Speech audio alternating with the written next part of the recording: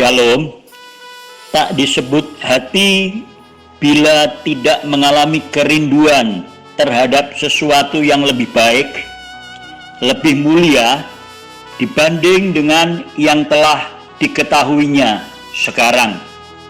Adalah suatu fakta bahwa jauh di dalam hati setiap orang terdapat kerinduan terhadap sesuatu yang lebih baik bagi hidupnya.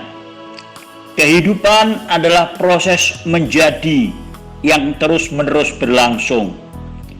Bila mana kita belum menambahkan minat-minat baru, atau kalau kita tetap memikirkan ide-ide dan pendapat-pendapat yang sudah lama kita pikirkan, atau kalau kita menceritakan pengalaman-pengalaman pribadi yang sudah lama kita ceritakan, atau kalau kita mempunyai reaksi-reaksi yang tetap sama seperti dulu-dulu sampai reaksi kita mudah diramalkan, maka segala hal itu berarti kepribadian kita sebenarnya sudah mati, kaku seperti mayat.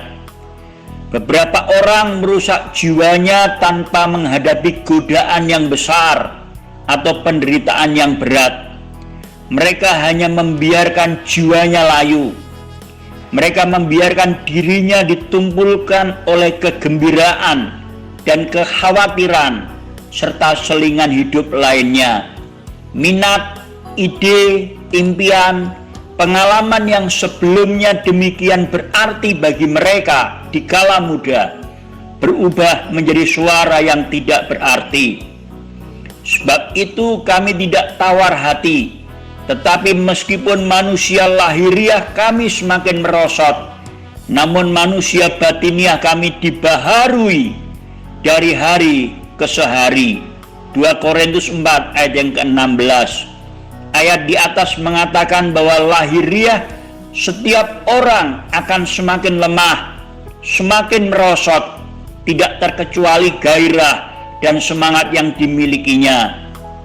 Paulus tidak hanya bicara tentang fisik yang semakin bertambah lemah dan loyo, namun batin seseorang yang tidak mengalami pembaharuan secara berkala, kualitas keagungannya pasti akan menyusut pula.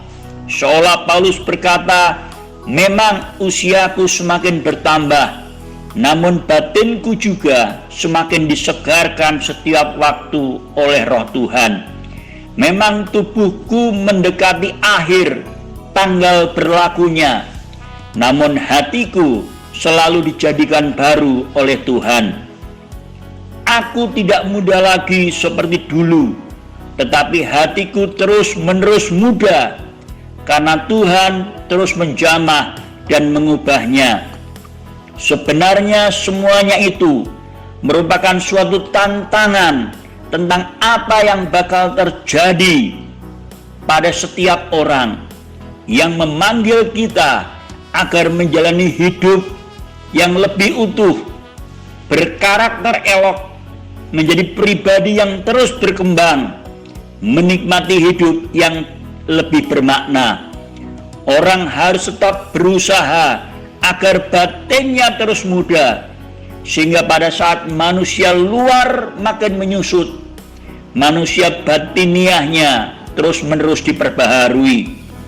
Kematian mendatangi orang yang ulet dengan lambat.